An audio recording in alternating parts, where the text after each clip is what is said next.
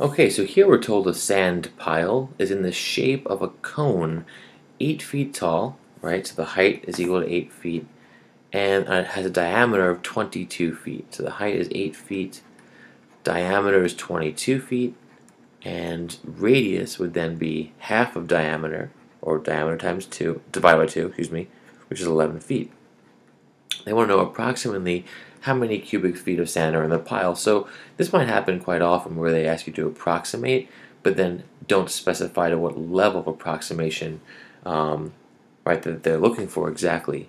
In those cases, if you have a calculator, I would use the pi button, the button that approximates pi to about 10 digits, and then round, right, at the end. But in the case where we don't have a calculator and there's just no guidance on how to approximate, try something easy. Try approximating pi to about 3. If they're giving you that freedom to estimate or approximate how you want, you choose how far to estimate and then see what the result would be. Right? So that would be estimation, where you change the value at the beginning.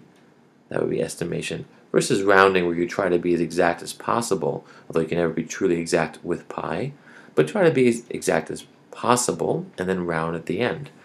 So let's use pi equals 3 just to see how this works out.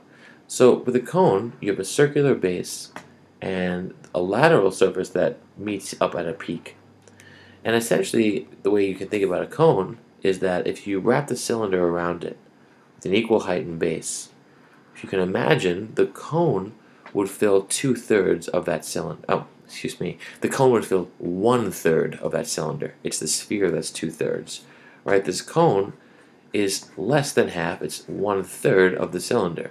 So you can say that the volume of the cone is equal to 1/3 the volume of the cylinder. So what I usually do when I'm solving for a cylinder is think, okay, what is the area of the base of that cylinder? Well, that's just a circle, and that's pi r squared. And then we can multiply it by the height, but that would give us the volume of a cylinder with that circular base and the same height as the cone.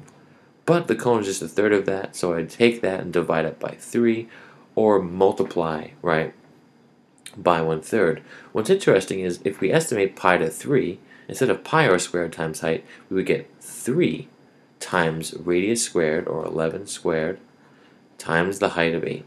And what's nice here is you notice we're multiplying and dividing by 3. So those 3's cancel out.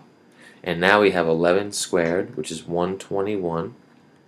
Change colors there, sorry. 11 squared, which is 121 times 8. And what's that? Well, 121 times 8. 8 times 100 is 800.